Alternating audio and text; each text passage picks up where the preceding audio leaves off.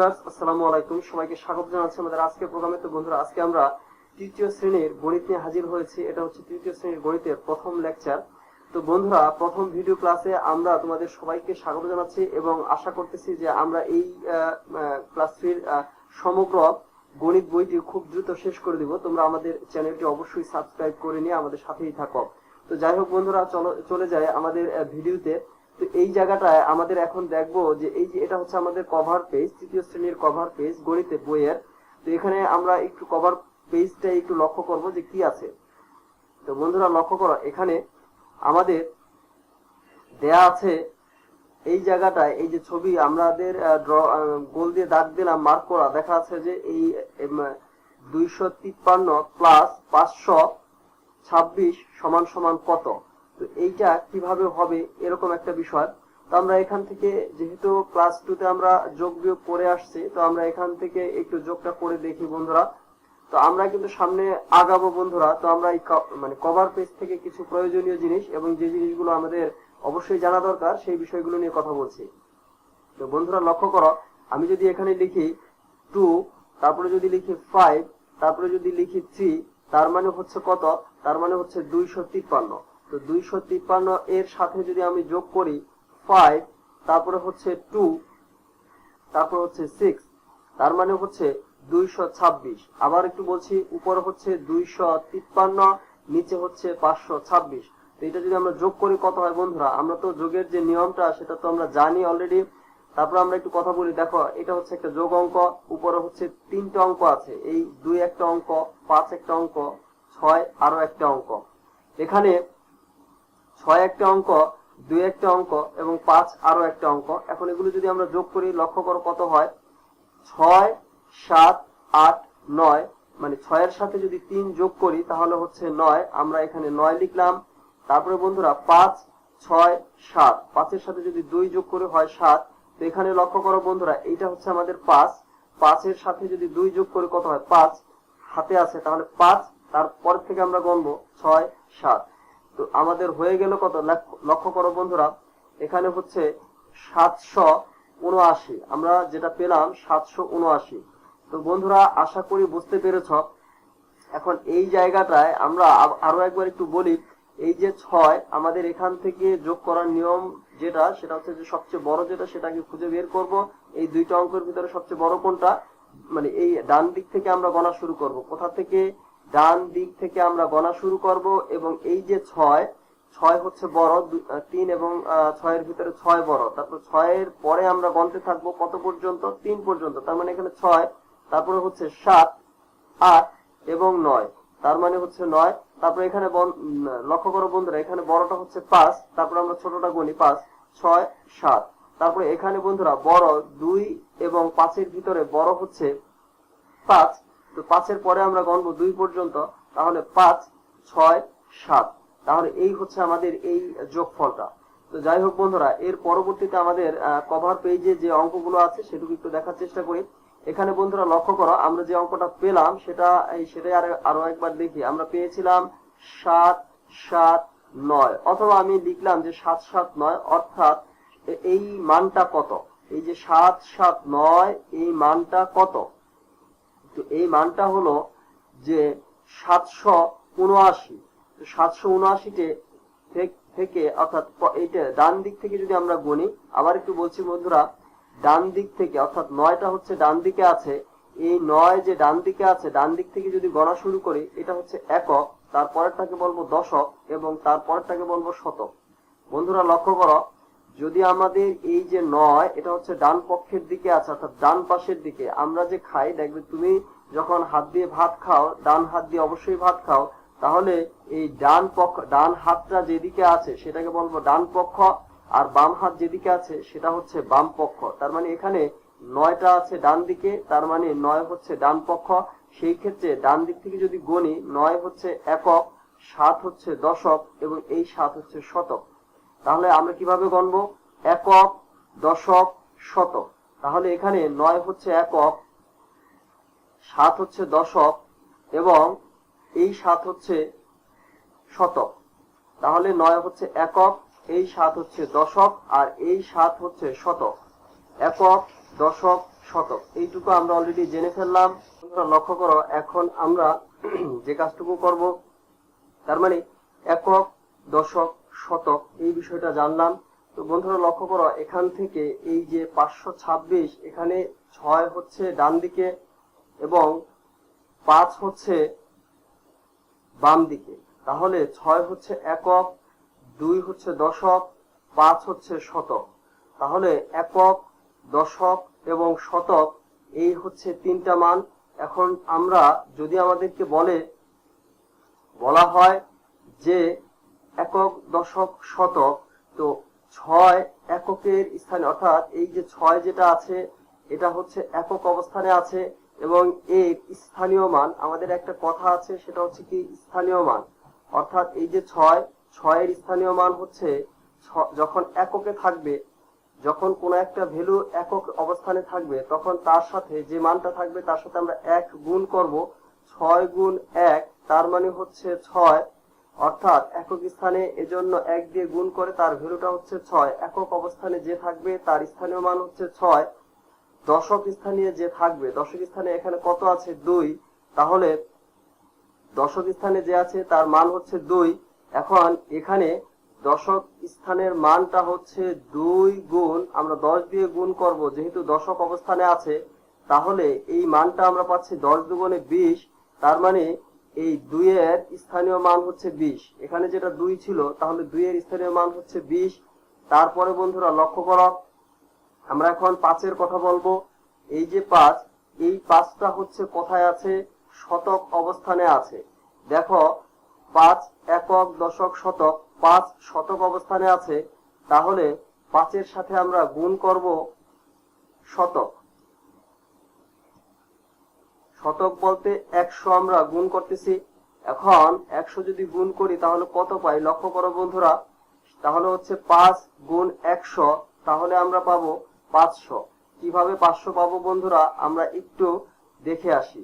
আমরা প্রথমে যে কাজটুকু করেছি বন্ধুরা, 6 গুণ 1, তার মানে আমরা ক্লাস 2 তে যে অঙ্কগুলো করেছি যোগ, বিয়োগ, গুণ, ভাগ, সেই অঙ্কগুলো কিন্তু এই কভার পেজ থেকে হয়ে যাচ্ছে বন্ধুরা। লক্ষ্য করো, কোন একটা সংখ্যাকে যদি 1 দিয়ে গুণ করি তাহলে কিন্তু বন্ধুরা মানে যতকে গুণ করব ততই হবে। যদি 1 দিয়ে 6 কে গুণ করি তাহলে হবে 6, যদি 1 দিয়ে 7 কে গুণ করি হবে 7, যদি 1 দিয়ে 8 কে গুণ করি হবে 8। এটা হচ্ছে নিয়ম। তারপরে বন্ধুরা লক্ষ্য করো, এখানে আমাদের আরো আছে যে 2 দিয়ে আমরা গুণ করব 10 কে। 2 দিয়ে আমরা গুণ করতেছি 10 কে, তো 2 দিয়ে যদি 10 কে গুণ করি তাহলে কি হয় আমি একটু লিখলাম। তো বন্ধুরা লক্ষ্য করো, এই হচ্ছে 2 আর এই হচ্ছে 0, এই দুটো গুণ করলে কত হবে, কোন একটা সংখ্যা দিয়ে যদি 0 কে গুণ করা হয় তাহলে ভ্যালু হচ্ছে 0, অথবা 0 দিয়ে যদি কোন একটা সংখ্যাকে গুণ করা হয় তাহলেও 0, এবং যদি কোন সংখ্যা দিয়ে 0 কে গুণ করা হয় তাহলেও 0। তার মানে হচ্ছে কোন একটা সংখ্যা, যে কোনো একটা সংখ্যা ধরলাম 2 এবং 0, অর্থাৎ একটা গুণের ভিতরে যদি কোনো একটা 0 থাকে, একটা গুণ হতে হলে তো কমপক্ষে 2টা অঙ্ক বা সংখ্যা আমাদের লাগবে। এখানে হচ্ছে 2টা অঙ্ক, এই 2টা অঙ্কের ভিতরে আমাদের 0 আছে একটা, এই জন্য এর ফলাফলটা হবে অবশ্যই 0। বন্ধুরা আমরা ক্লাস 2 পাস করে এসেছি, তার মানে হচ্ছে যে আমরা এই যোগ, বিয়োগ, গুণগুলো পারি, আবার সেই কথাগুলোই বলা হচ্ছে। তো এখন 2 দিয়ে যদি 0 কে গুণ করি তাহলে হচ্ছে 0। এখন এই 2 দিয়ে যদি 1 কে গুণ করি, আবার কিছুক্ষণ আগে আমরা জেনে আসলাম যে এখানে লক্ষ্য করো, ডান পাশে 6 আর 1 কে যদি গুণ করি তাহলে ভ্যালুটা হচ্ছে 6, 6 কে 6, আর 2 দিয়ে যদি 1 কে গুণ করি তাহলে 2 কে 2। এখন বিষয়টা হচ্ছে এই, কোন একটা সংখ্যাকে যদি 1 দিয়ে গুণ করি তাহলে সেটাই পাওয়া যায়। যেমন 6 কে যদি 1 দিয়ে গুণ করি তাহলে পেয়েছি কত, 6 কে 2 কে 1 দিয়ে গুণ করেছি, পেয়েছি কত, 2 কে, তার মানে এই জন্য হচ্ছে 20। তারপরে লক্ষ্য করো, 5 আর 100 গুণ করলে কত হয় আমরা একটু করে দেখি। 5 এর সাথে আমরা গুণ করব 100 দিয়ে। বন্ধুরা লক্ষ্য করো, 100 দিয়ে আমরা গুণ করতেছি। 100 দিয়ে গুণ করার নিয়ম হচ্ছে বন্ধুরা, প্রথমে আমরা যদি 0 দিয়ে 5 কে গুণ করি আমাদের ভ্যালুটা হচ্ছে 0। তারপরে বন্ধুরা লক্ষ্য করো, তারপরে আমরা কি করব, একটা ঘর বাদ যাবে। গুণের নিয়ম অনুযায়ী প্রথমে 0 বসালাম, তারপরে একটা ঘর বাদ যাবে। তারপরে এই 0 দিয়ে যদি আমরা গুণ করি তাহলে হচ্ছে 5 দিয়ে 0 কে গুণ করলে আবার হচ্ছে 0। তারপরে বন্ধুরা কি হবে, এখানে দুইটা ঘর বাদ যাবে, এই পরপর দুইটা ঘর বাদ যাবে। তারপরে কি হবে, এই 1 দিয়ে এটাকে গুণ করব, তাহলে কি হবে 5 × 5। তার মানে এইটা এখন আমরা কি করব বন্ধুরা, সবগুলো যোগ করব। যদি সবগুলো যোগ করি, 3টা 0 যোগ করলে হচ্ছে 0, আমি একটু উপরে লিখলাম। আবার এই 2টা 0 হচ্ছে 0, 2টা 0 হচ্ছে 0। আবার এই 0, এটা তো হচ্ছে 5, আবার ভ্যালু হচ্ছে 5। এই 5 কে এর সাথে তো কোনো কিছু যোগ হচ্ছে না, তার মানে 5 5ই থেকে যাবে। তার মানে আমরা যেটা জানলাম যে 5 দিয়ে যদি 100 টাকে গুণ করি তার মানে 500 হয়। এটা নরমালি এভাবে বোঝা যায়। বন্ধুরা মনে করো তোমাদেরকে 500 টাকার একটা করে নোট, মানে 100 টাকার 5টা নোট দেয়া হলো, 100 টাকার 5টা নোট দেয়া হলো, তাহলে কত টাকা হবে? দেখো এখানে হচ্ছে এই হচ্ছে 100 টাকা, তারপরে বন্ধুরা দেয়া হলো 5টা নোট, এই হচ্ছে 100 টাকা, এরকম দেয়া হলো 5টা নোট, এই হচ্ছে 5। তাহলে তোমাদের কত টাকা হবে? তাহলে অবশ্যই 500 টাকা হবে, 500 টাকা হবে। কিভাবে হবে? এই যে এখানে আমি লিখে দেখালাম। তো যাই হোক বন্ধুরা, আমরা এখান থেকে যেটুকু বোঝার চেষ্টা করলাম, যোগ এবং গুণ অঙ্ক অলরেডি আমাদের এখান থেকে হলো।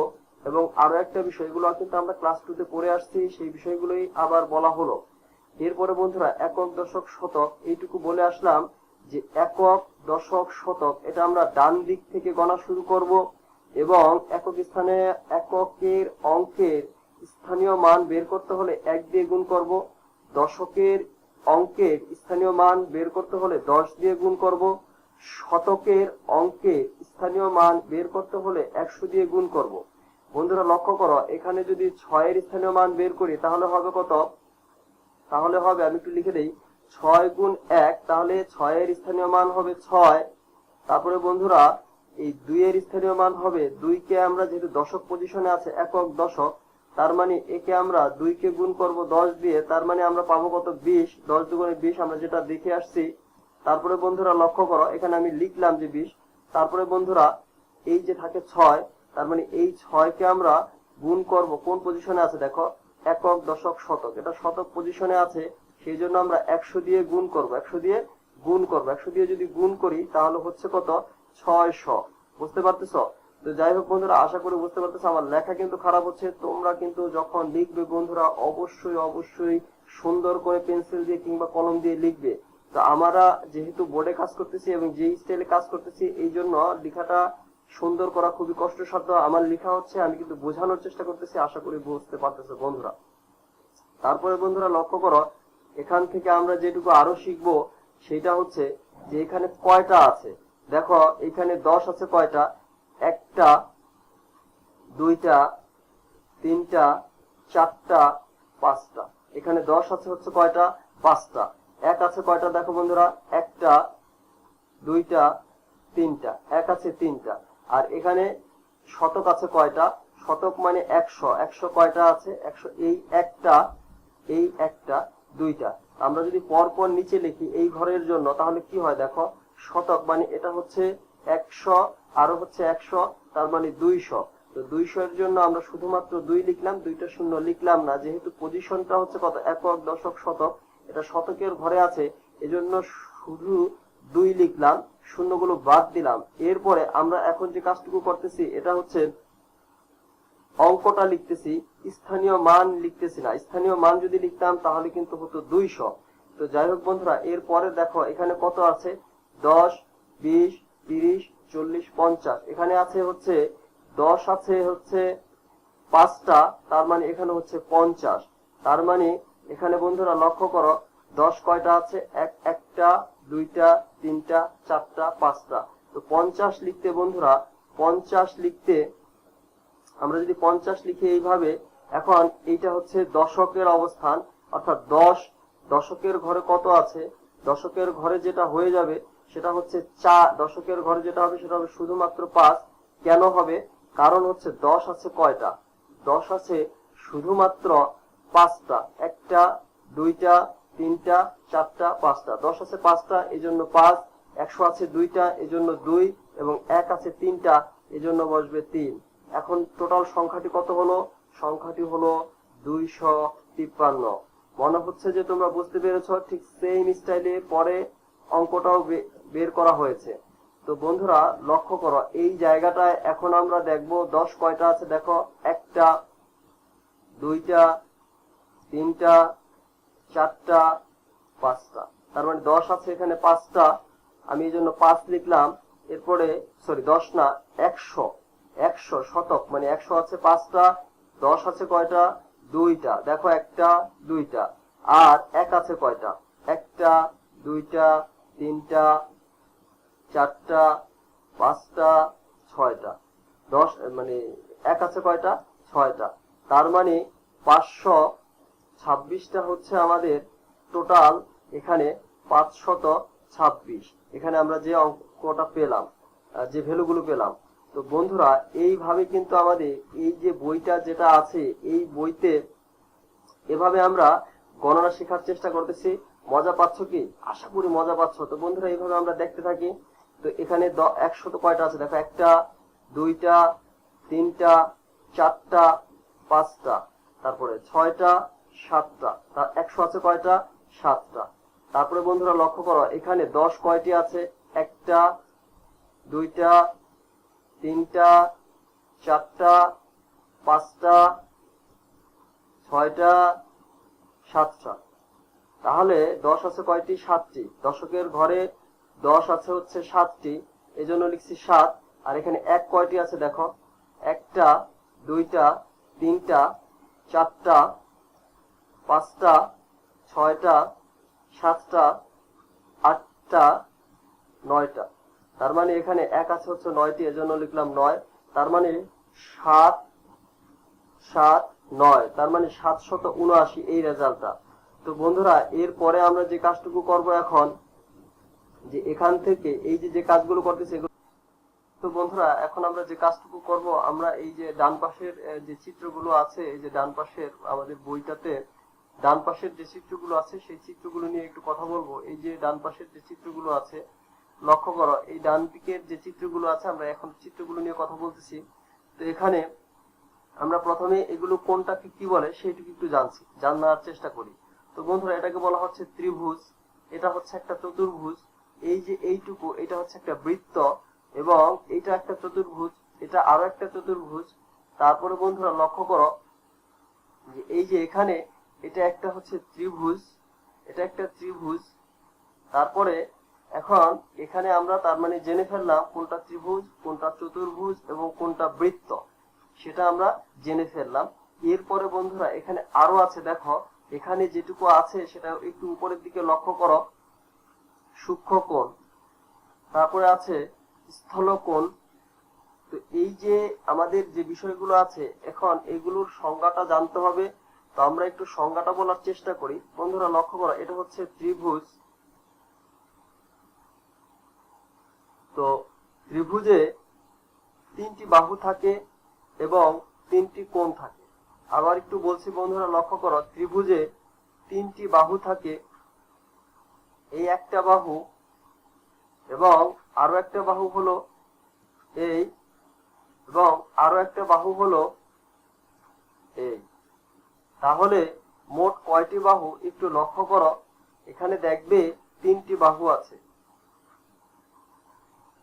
এখন ত্রিভুজে কোণ আছে 3টি। কোণ বলতে কোণা যে বুঝায় একটা ঘরের যে কোণা বা কোণ, সেই কোণগুলাকে, অর্থাৎ আমরা যে কোণ আইসক্রিম খাই দেখবে যে কোণের একদম নিচে যেটা থাকে সেটা একটা কোণ। তো তদ্রূপ এই ত্রিভুজের ভিতরে কয়টি কোণ আছে লক্ষ্য করো। একটা ত্রিভুজের ভিতরে যে কয়টা কোণ থাকবে সেটুকু বলছি। একটা কোণ, দুইটা কোণ, তিনটা কোণ। তার মানে একটা ত্রিভুজে 3টি কোণ থাকে। তাহলে আমরা শিখে ফেললাম একটা ত্রিভুজে 3টি কোণ থাকে, 3টি বাহু থাকে। বাহু মানে হচ্ছে একটা লাঠি, এইভাবে আমরা কল্পনা করতে পারি।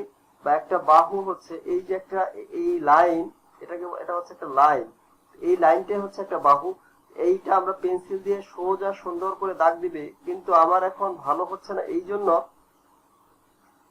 যে আমি বোর্ডে যেভাবে কাজ করতেছি আমার লেখাটা সুন্দর হচ্ছে না। তো তোমরা যখন আঁকবে অবশ্যই খুব সুন্দর করে পেন্সিল দিয়ে এবং স্কেল ব্যবহার করে আঁকবে, যেন সুন্দর হয়, বাঁকা হলে কিন্তু হবে না। তো বন্ধুরা, রেখা হচ্ছে বা বাহু হচ্ছে এরকম একটা সোজা লাইন, সেটাকে আমরা বলবো বাহু। এখন আমরা এভাবেই আপাতত বলার চেষ্টা করি, পরবর্তীতে আমরা সংজ্ঞা আকারে জানবো বাহু কাকে বলে, এই বিষয়গুলো। তো আমাদের আসলে এখান থেকে জানতে হবে ত্রিভুজ কাকে বলে এইটা, তারপরে চতুর্ভুজ কাকে বলে সেটা জানতে হবে। আচ্ছা, আমরা এখন এই বিষয়টুকু একটু বলে নেই, সেটা হচ্ছে যে এই যে একটা ডট বা ফোঁটা সেটা হচ্ছে একটা বিন্দু। এরকম অনেকগুলো ডট বা ফোঁটা যখন একত্রিত হয় তখন কিন্তু একটা রেখার উৎপন্ন হয়, বা সেটাই হচ্ছে একটা বাহু। আবার একটু বলছি বন্ধুরা, লক্ষ্য করো, এটাকে বলে ফোঁটা বা ডট। এরকম অনেকগুলো ফোঁটা বা ডট, এটার আক্ষরিক নাম হচ্ছে বিন্দু।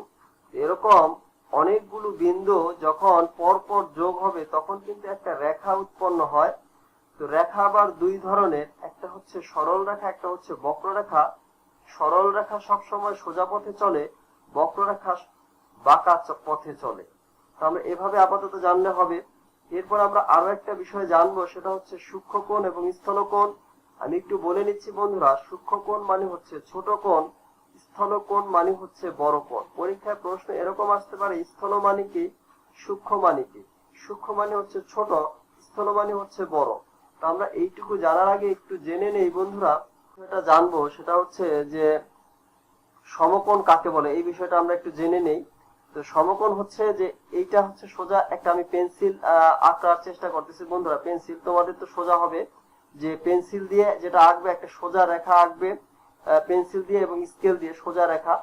এবং এই সোজা রেখার উপরে আমরা এইভাবে কল্পনা করতে পারি যে একটা পেন্সিল তুমি সোজা শুয়ে রাখো এবং সোজা পেন্সিলের উপর আরেকটা পেন্সিল একদম সোজা দাঁড় করিয়ে রাখো,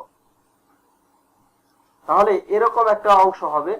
একটা পেন্সিলের উপরে আরো একটা পেন্সিল সোজা দাঁড় করিয়ে রাখলে যে চিত্রটা হচ্ছে সেটা হচ্ছে অনেকটা এইরকম। তো বন্ধুরা লক্ষ্য করো, আমি এখানে যেটা এঁকেছি এইরকম, অর্থাৎ এইটুকের অবস্থান হচ্ছে, ভিতরে যে কোণটা হচ্ছে এই কোণের মান হচ্ছে 90 ডিগ্রি। ভিতরে কোণের মান হচ্ছে 90 ডিগ্রি। তো এই যে 90 ডিগ্রি আমরা কোণ আঁকলাম, এই 90 ডিগ্রি কোণ, অর্থাৎ একটা সোজা রেখার উপরে আরেকটা রেখা যদি লম্বভাবে দণ্ডায়মান করে, মানে দাঁড়িয়ে থাকে, একটা রেখার উপরে যদি আরেকটা রেখা দাঁড়িয়ে থাকে, অর্থাৎ একটা পেন্সিলকে শুয়ে রাখলাম, শোয়ানো পেন্সিলের উপরে আরেকটা পেন্সিলকে দাঁড় করিয়ে রাখলাম, তাহলে যে ভিতরে কোণটা উৎপন্ন হবে এটা হচ্ছে একটা কোণ, এটা হচ্ছে একটা কোণ। তাহলে যে কোণটা উৎপন্ন হলো সেই কোণটার মান হচ্ছে 90 ডিগ্রি। এখন সূক্ষ্মকোণ কাকে বলবো সেটুকু একটু বলছি বন্ধুরা। এই রেখাটা, এই যে লম্বা যে রেখাটা, এই রেখাটাকে অর্থাৎ দাঁড় করানো রেখাটাকে যদি আমরা হেলিয়ে দেই, অর্থাৎ এই দিকে যদি আমরা হেলাই, তাহলে কি হয়, এইদিকে যদি আমরা হেলিয়ে দেই তাহলে যে কোণটা উৎপন্ন হয় সেই কোণটা আমরা এখন দেখব। এই কোণটা যে হলো, এই যে এখন যে কোণটা হলো, এই কোণটা কিন্তু 90 ডিগ্রি থেকে ছোট, এবং এই কোণটার মানই হচ্ছে সূক্ষ্মকোণ। এবং তাহলে আমাদের সংজ্ঞাটা হবে এরকম যে 90 ডিগ্রি থেকে ছোট কোণকে সূক্ষ্মকোণ বলে। এবং আরো একটা বিষয় আমরা এখন জানবো, স্থলকোণ। তো বন্ধুরা, স্থলকোণ হচ্ছে 90 ডিগ্রি কোণ থেকে বড়। তো সেটা কিভাবে হয় লক্ষ্য করো বন্ধুরা, এই যে সোজা দাগ দেয়া যে লাইনটা আছে, এই সোজা দাগ দেয়া লাইনটাকে আমরা যদি এখন মানে এভাবে ড্র করি, লক্ষ্য করো যেভাবে আমরা ড্র করব, এখন যদি আমরা এভাবে ড্র করি বা আঁকি, তাহলে আগের যে কোণটা ছিল সেই কোণটা এখন কিন্তু বড় হয়ে গেল। আগের যে কোণটা ছিল 90 ডিগ্রি কোণ, 90 ডিগ্রি কোণটা কিন্তু এখন বড় হয়ে গিয়েছে। 90 ডিগ্রি কোণটা না থেকে এখন কিন্তু 90 ডিগ্রি থেকে বড় হয়ে গিয়েছে। কিভাবে বড় হলো বুঝতে পারতেছো বন্ধুরা? আমি একটু এখানে দেখিয়ে দিচ্ছি। এই যে যেটা আঁকা হলো সেটা কিন্তু 90 ডিগ্রি থেকে বড়। তাহলে স্থলকোণ হচ্ছে 90 ডিগ্রি থেকে বড় কোণকে স্থলকোণ বলে। আমরা একটু এখানে দেখাই,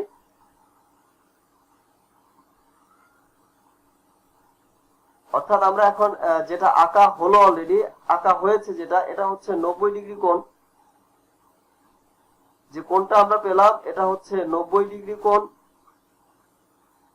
এই কোণটার মান হচ্ছে 90 ডিগ্রি কোণ, যেটা এঁকেছি এটার মান হচ্ছে 90 ডিগ্রি কোণ। এখন 90 ডিগ্রি কোণের থেকে বড় যেটা হবে, এটা হচ্ছে 90 ডিগ্রি কোণের থেকে আমরা এখন বড় একটা কোণ আঁকার চেষ্টা করতেছি। বন্ধুরা লক্ষ্য করো,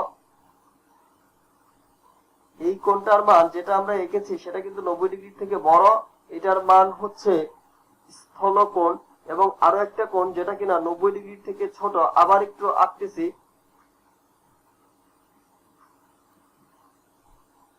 যে এটা এটা হচ্ছে সূক্ষ্মকোণ এবং এইটা হচ্ছে স্থলকোণ। তো আমরা সূক্ষ্মকোণ এবং স্থলকোণ জেনে ফেললাম। তো বন্ধুরা আমরা এখন চতুর্ভুজ নিয়ে কথা বলবো। তো আমাদের এখানে যে চিত্রগুলো আছে আমাদের চতুর্ভুজ সম্পর্কিত কথা। তো আমরা একটু বলে নেই যে 4টি বাহু দ্বারা সীমাবদ্ধ ক্ষেত্রকে চতুর্ভুজ বলে। আমরা যে ঘরটা ড্র করলাম বন্ধুরা লক্ষ্য করো, এখানে এই যে বৃত্ত, লাল বৃত্ত দিয়ে একটা লাল লাইনের ভিতরে যেগুলো আছে এইগুলো সম্পর্কে কথা বলছি। তো এই যে এখানে দেখো, এই একটা বাহু, এই আরো একটা বাহু, এই আরো একটা বাহু এবং এই আরো একটা বাহু, তাহলে মোট 4টা বাহু হলো। এই 4টা বাহু থাকবে হচ্ছে একটা চতুর্ভুজে। আর কোণ কয়টা থাকবে বন্ধুরা লক্ষ্য করো, একটা কোণ, দুইটা কোণ, তিনটা কোণ, 4টা কোণ।